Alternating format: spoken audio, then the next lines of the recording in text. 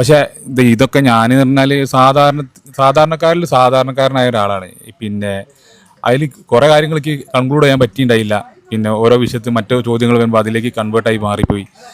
ഉദ്ദേശ കാര്യം ശരിക്കും വേറെ ഒന്നായിരുന്നു, പക്ഷെ ജനങ്ങളിലെത്തി വേറെ ഒന്നായിപ്പോയി. അങ്ങനെ ഒരു സാഹചര്യം ഉണ്ടായിപ്പോയി എന്നാണ് എനിക്ക് മനസ്സിലാക്കാൻ പറ്റിയത്.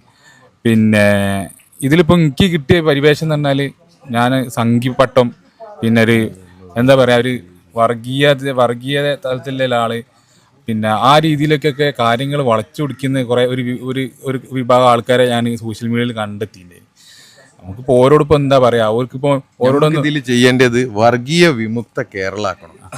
വർഗീയ നമ്മളിപ്പോ അതിന്റെ ആൾക്കാരെ നമ്മളൊക്കെ ഇതിന്റെ ഈ വരുന്ന വീഡിയോന്റെ കമന്റ് ബോക്സിൽ ഒരൊറ്റ ആള് വിദ്വേഷ കമന്റ് ഇടരുത്. ഇത് കേരളത്തിന് നമ്മൾ ഇടൂലെന്നാണ് എനിക്ക് തോന്നുന്നത്.